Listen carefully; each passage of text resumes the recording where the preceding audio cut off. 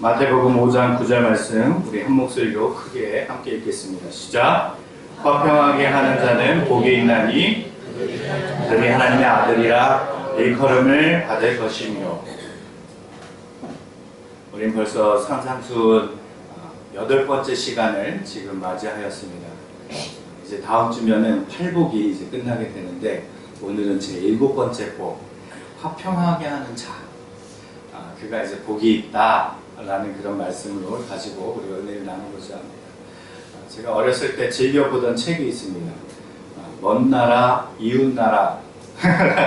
벌써 아시는 분이 있네요. 그죠? 이원복 교수가 쓴 것인데, 글, 소설 뭐 이런 책이 아니라 만화책이에요. 그런데 각 나라의 문화와 정치, 사회, 이런 것들을 소개하는 그런 책이었습니다. 매우 흥미롭고 재미있게 적어서 많은 각 나라의 그런 것들을 안방에 앉아서 그렇게 알 수 있는 그런 재밌는 시간을 이렇게 보냈던 것 같아요. 여러분, 먼 나라, 이웃 나라 할 때 가장 먼저 떠오르는 나라가 어느 나라입니까? 그렇죠. 저도 어제 곰곰이 생각하니까 우리나라에게 있어서 가깝지만 먼 나라가 어딘가 했더니 일본이더라고요. 근데 요즘 일본과의 관계가 어떤가요? 좀 더 멀어진 것 같죠. 그렇죠? 위안부 보상에 관한 대법원의 그 판례에 따른 일본이 또 여러 가지 제재를 가하고 수출 규제랑 백색 국가에서 제외하는 일들을 벌이고, 그래서 한국이 여기에 반박하면서 지소미아 철회를 한다 하고, 백색 국가에서 우리도 이제 제외하겠다 하고, 일본 제품 불매 운동도 하고, 또 여행 가지 말자 이런 운동도 하고, 이 일본과의 관계가 더 멀어지는 것은 최근 정세적으로 그렇게 사실인 것 같습니다. 그런데 제가 우연히 이렇게 TV를 보다가 연애 그런 관련되어 있는 프로그램이 있는데, 가수 강남이라는 사람이 있어요. 아시나요? 그 친구가 며칠 전에 결혼을 했죠. 누구랑 결혼했나요? 역시 이렇게 대답을 크게 하실 줄은 몰랐네. 제가 성경 관련돼서는 질문하면은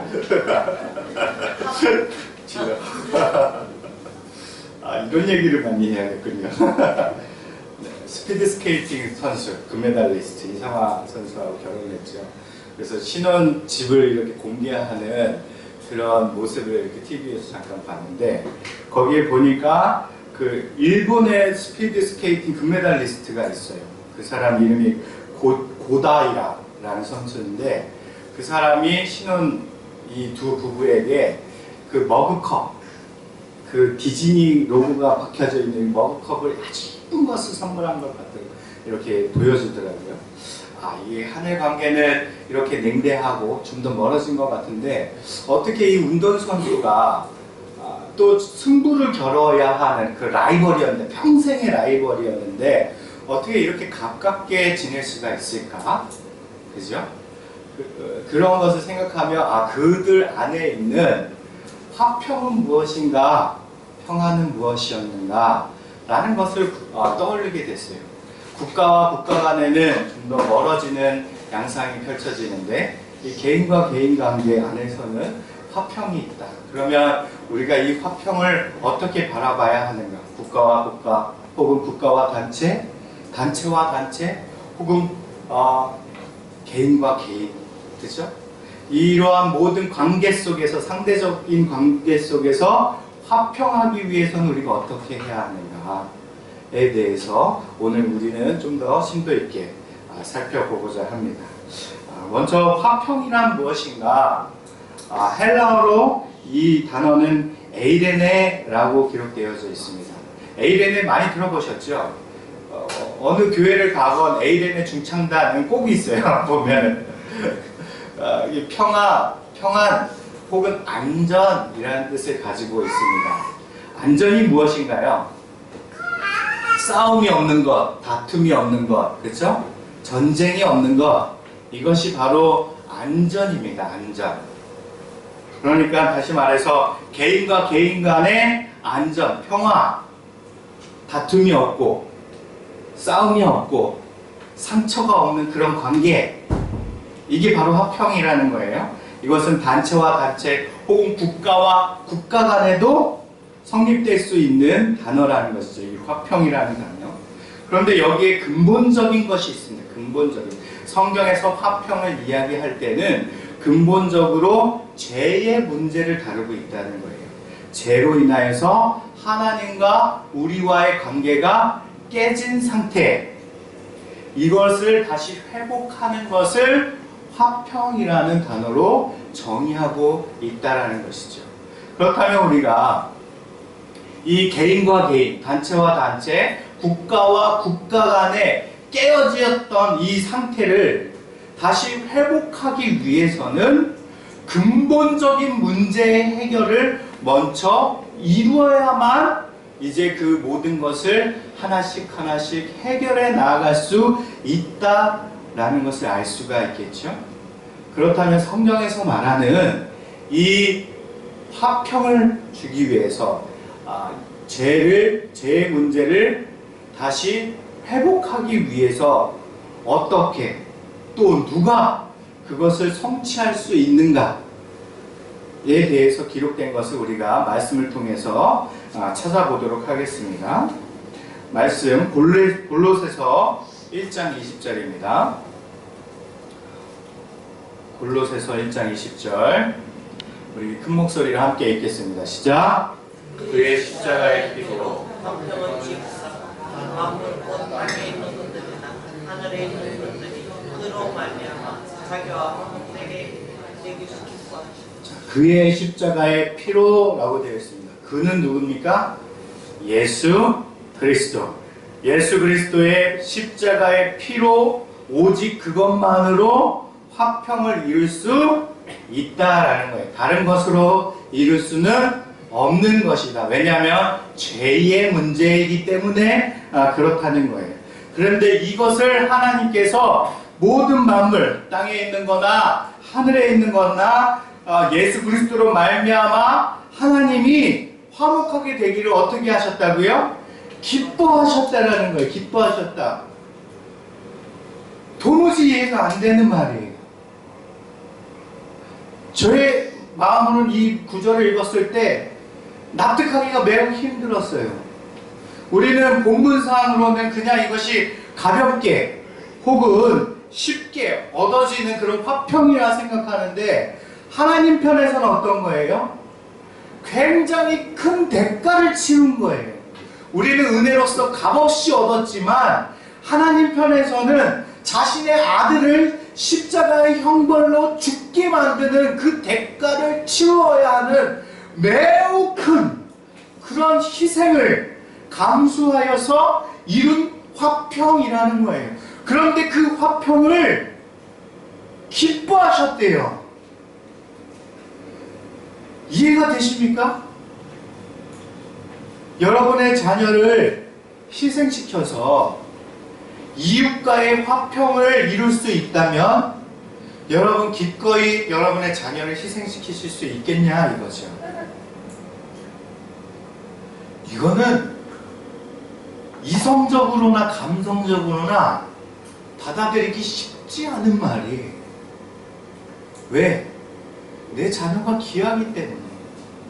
그죠? 내 자녀를 세상 누구보다 귀하고 사랑하기 때문에 이 세상 모든 사람은 그것을 감당하는 것이 불가능하다고 저는 생각을 해요. 그런데 하나님은 이것을 행하셨어요. 왜? 사랑하시기 때문에 라는 결론을 주신 거예요.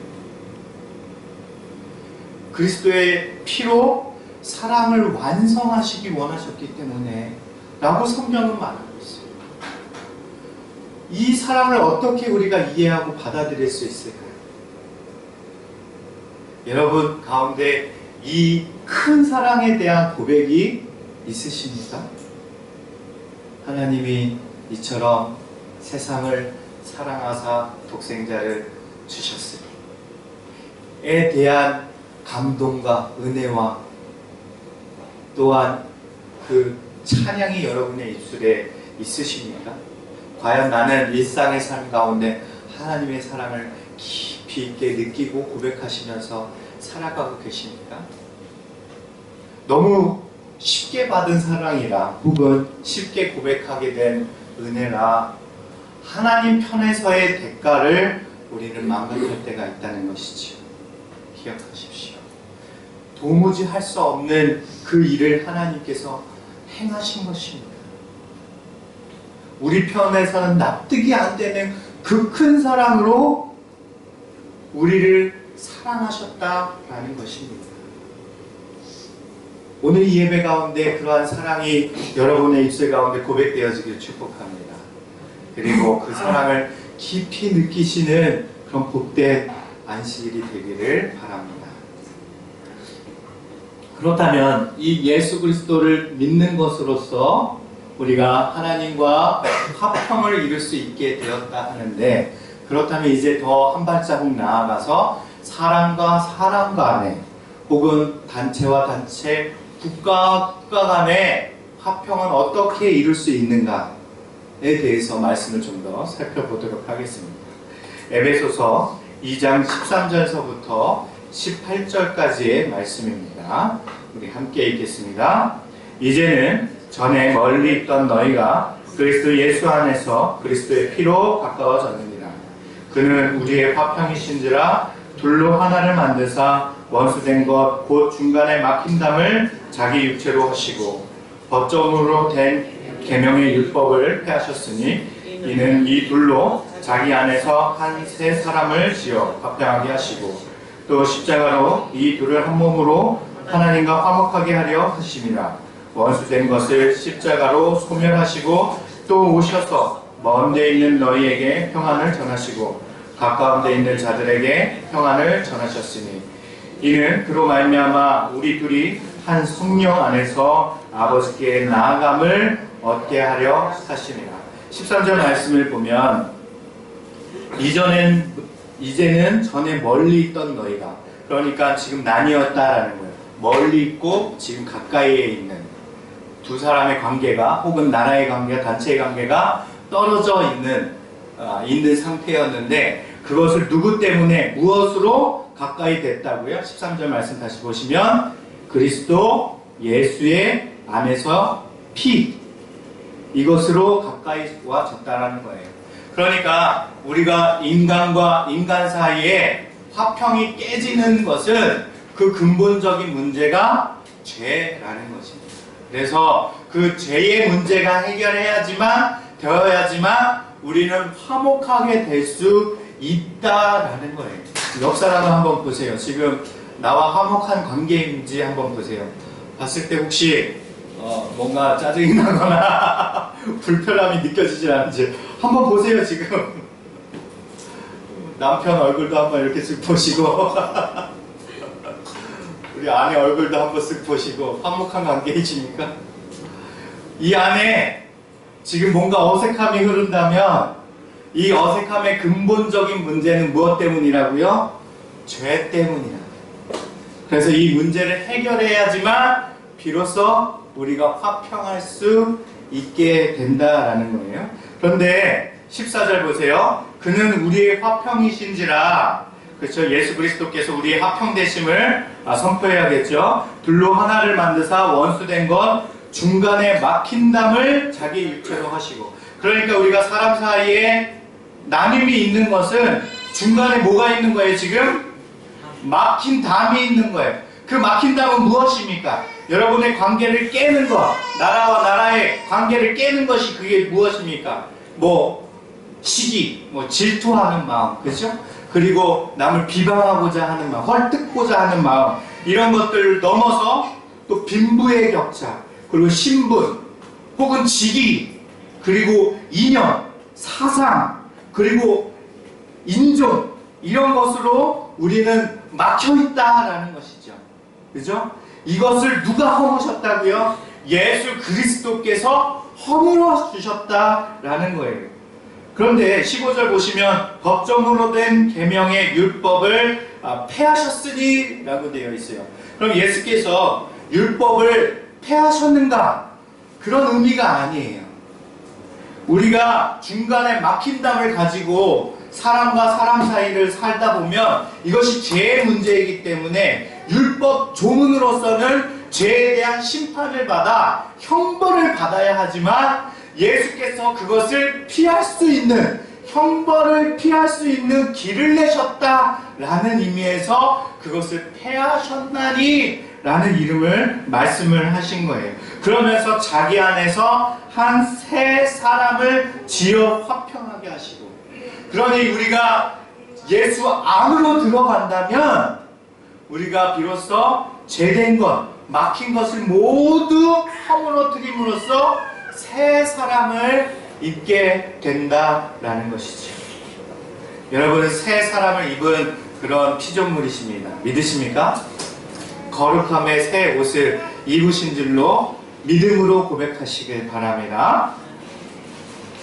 그러면서 이제 18절 다시 한번 말씀을 보면, 이는 그로 말미암아 우리들이 한 성령 안에서 아버지께 나아감을 얻게 하려 하시는 것이에요.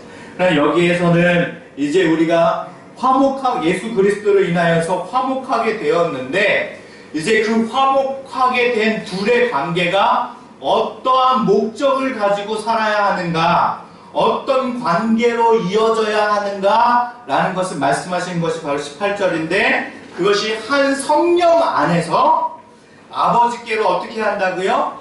나아가는 목적을 두고 있다라는 거예요. 하나님께서 우리 둘을, 깨어진 이 관계를, 깨어진 이 상태를 다시 피로써, 그리스도 예수의 피로써 하나 되게 하심의 목적은 성령 안에서 하나님 앞에 나아가게 하기 위함이에요. 그런 목적을 둔 거예요. 둘이 그냥 친하게 잘 살아라, 오래 살아라, 그렇게 싸우지 말고 다투지 말고 그렇게 그냥 함께 평생 서로 의지하면서 살아라, 여기서 끝나는 것이 아니라 하나님께로 나아가게 하고자 하는 목적이 있다라는 거예요. 우리 둘이 부부 관계가 하는데 싸움으로써 이렇게 조금 틀어지고 각방을 쓰고, 그렇죠? 막 등 돌리고 자고, 그렇죠? 그러다가 예수 그리스도로 인하여서 다시 화목하게 됐다면 이 두 사람이 함께 지향해야 할 바는 하나님께로 나아가는 것이라 이것입니다.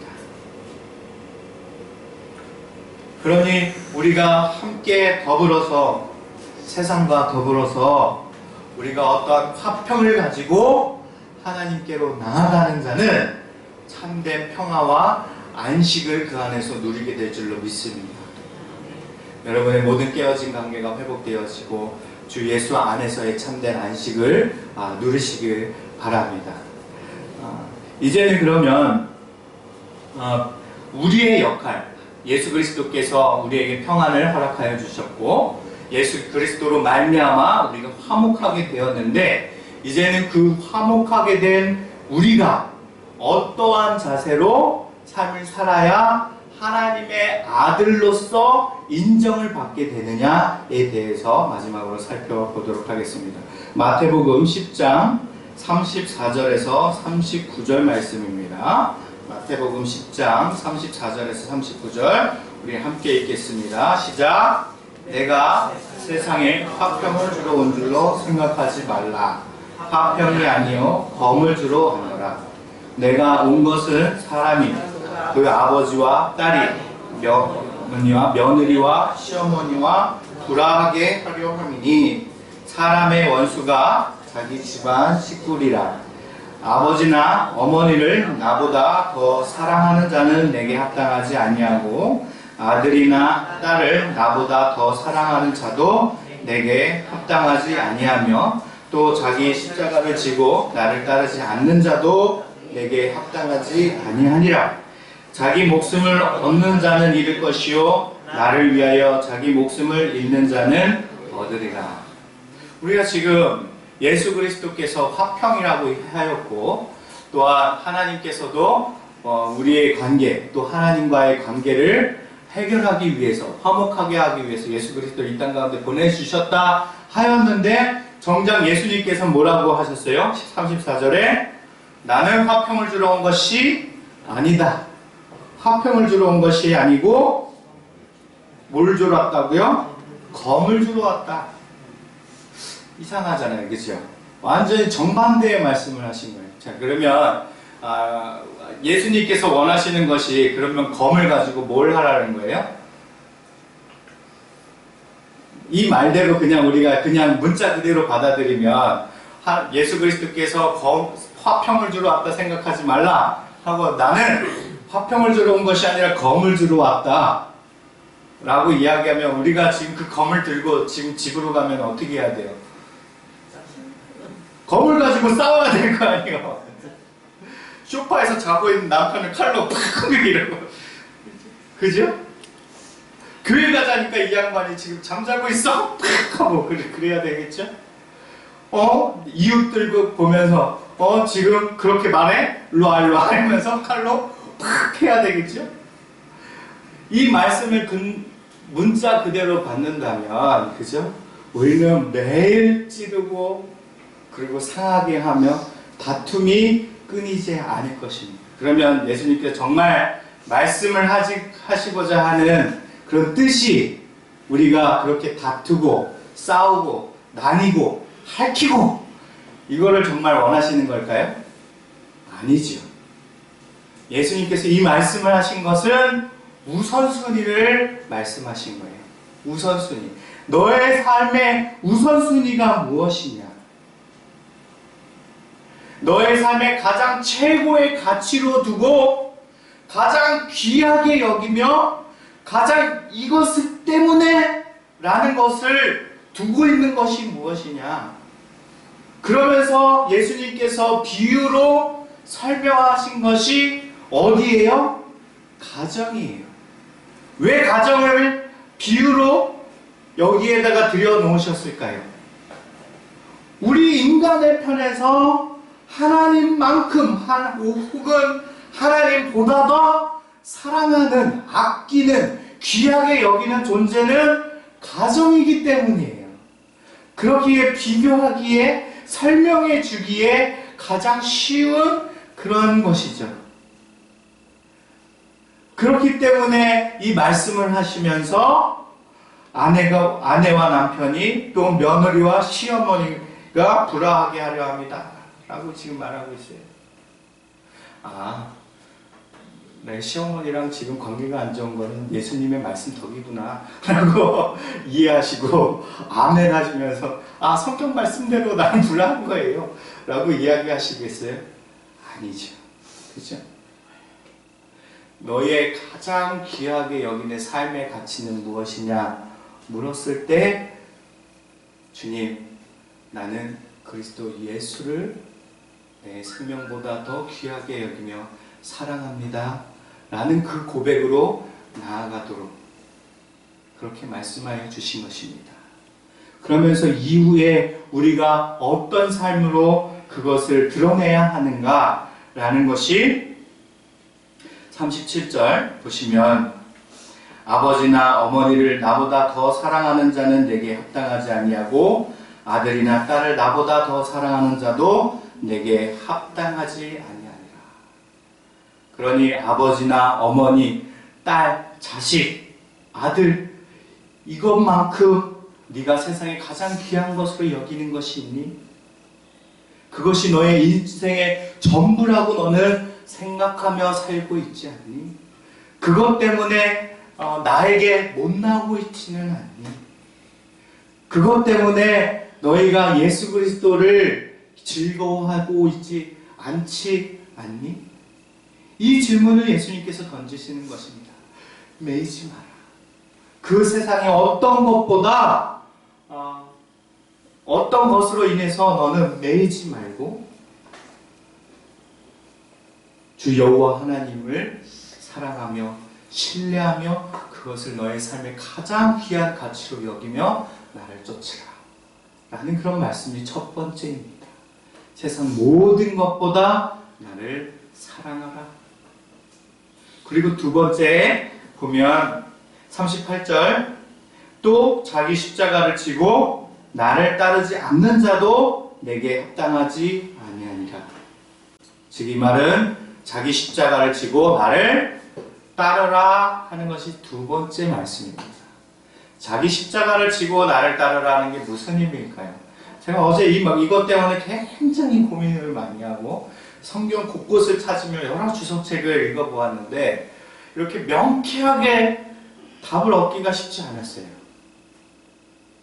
사도 바울은 이것을 자기 부정, 나는 십자가 앞에서 날마다 죽노라, 자기의 죄에 대한 자기 부정, 그것을 가지고 주 여호와 앞에 나아가는 것, 나는 죽었으나 그리스도 예수로 더불어서 살았습니다 라는 그 고백, 그것으로 나아가는 것을 십자가를 지고 라고 사도 바울은 그렇게 말씀하였습니다. 혹은 다른 구절에 보면 그리스도의 남은 십자가, 남은 고통을 나누어지라 라는 말씀이 또 있거든요. 그러니 우리가 함께 그리스도 십자가를 진다는 것은 그리스도 예수의 남은 고통을 우리가 서로 나누어짐으로써 함께 더불어 희생하며 섬기며 살아가는 것, 이것을 또한 십자가를 지고 라는 것으로 해석할 수가 있을 것입니다. 그런데 정작 이 말씀을 들은 유대인들은 어떤 생각을 했을까요? 아직 예수님께서 십자가의 형벌을 당하시지 않은 이 시점에서, 그렇죠? 유대인들이 이 말씀을 들었을 때는 어땠을까요? 십자가라는 것은 굉장히 끔찍한 형벌이죠, 그죠?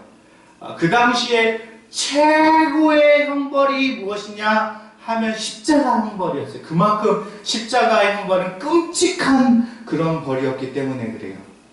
십자가에서 짧게는 12시간, 길게는 일주일까지 매달려서 죽음의 고통을 견뎌야만 하는 것이 바로 십자가 형벌이었어요.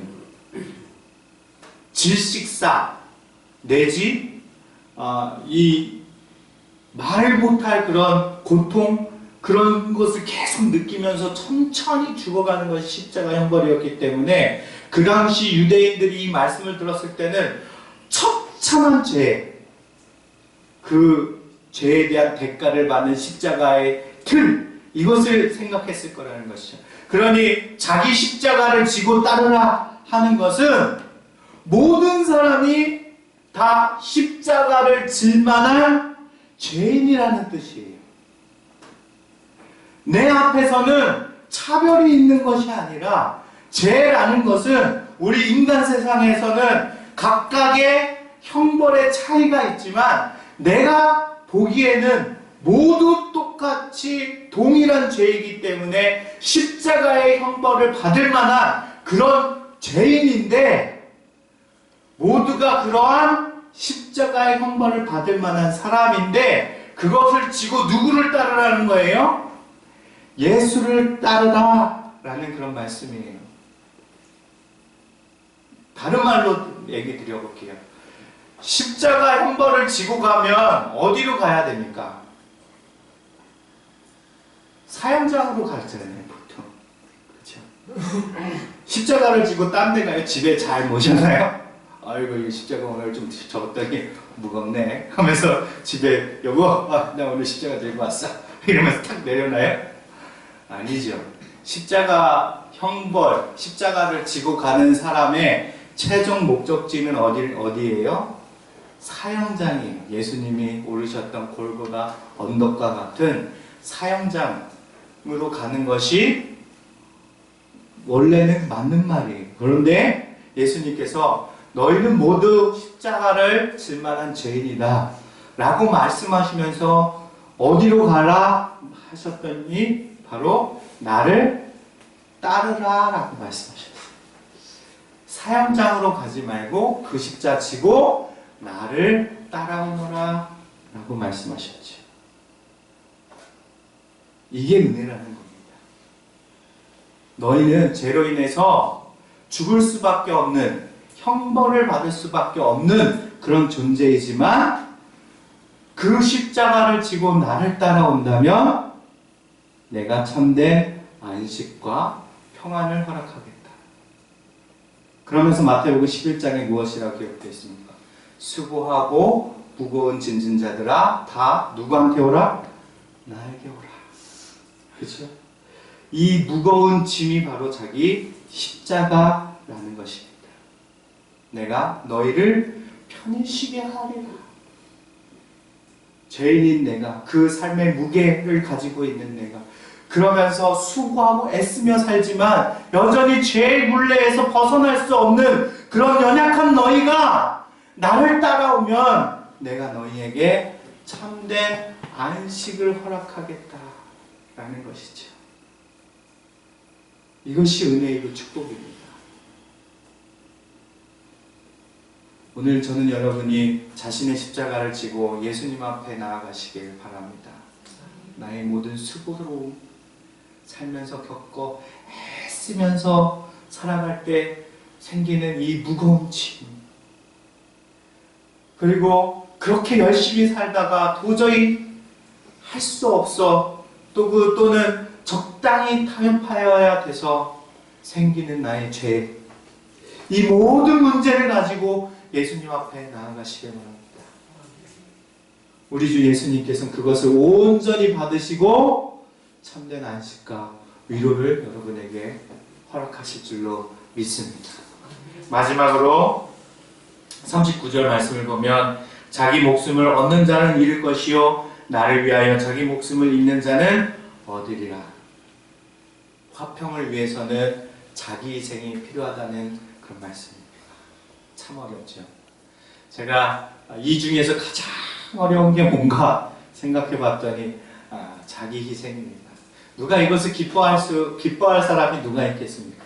자꾸 참으려니까 화딱지 나야 죽겠는데 나는 확 욕짓거리 한 바가지 부어 나야지 속이 좀 풀리는데 저는 참 부러운 게 있어요.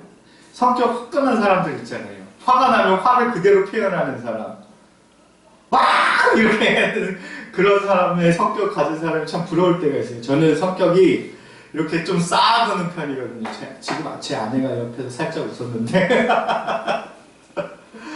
좀 성격의 차이가 있거든요. 저는 이렇게 쌓아두었다가 이게 아무렇지도 않은 일에 갑자기 빵 터져가지고 확 쏟아붓는 스타일이고 제 아내는 자주 그러나 뒤끝이 없는 또 오늘 밤에 또 어떤 일이 생길지 아무튼 그래서 저는 약간 그게 부러워요. 자꾸 안에 이렇게 쌓아놓다 보니까 이게 속병이 들더라고요. 속병이 들면서 아프더라고요. 근데 우리가 그것을 감당해야 하잖아요. 그렇죠? 이것을 감당해야 된다. 자기 희생을 해야 된다. 라고 이야기하는 게 얼마나 어려운 일이냐 이거죠. 그런데 이 화평을 하기 위해선, 이 복을 선포하기 위해선, 또 하나님의 아들의 자격을 얻기 위해선 우리가 이 자기 희생을 기꺼이 감수해야 된다라는 것입니다. 그럴 작정하심이 여러분 가운데 임하시기를 축복합니다. 그로 말미암아 이 세 가지를 우리가 실천할 때에 우리 가운데 참된 화평이, 안전이, 평화가 찾아올 줄로 믿습니다. 또한 장차 예수님 앞에 섰을 때 우리가 하나님의 아들로서, 딸로서 인정함을 얻게 될 것입니다. 저는 우리 만남의 교회가 이 어두운 세상 가운데 화평을 선포하는 그런 교회가 되기를 바랍니다. 우리 교회가 우리 교회로 말미암아 나뉘었던 것이 다시 하나로 되고 모든 상처남이 회복되어지며 또한 힘들고 지친 세대 가운데 참된 안식을 허락하는 그러한 수고로움을 능히 감당할 수 있는 그런 교회가 되길 바랍니다. 이제 우리가 12월 한 달 남았습니다. 이 한 달 가운데 여러분 그간 한 해를 돌아보면서 내가 화평하지 못했던 사람이 있다면 떠올리시기 바라고 그들과 더불어 참된 화평을 이루시기를 축복합니다. 관계정산을 하시고 잘 마무리하시고 그리고 우리가 다가오는 2020년을 기쁨으로 화목한 가운데 우리가 맞이하시기를 그렇게 기대하고 소망합니다. 기도하겠습니다.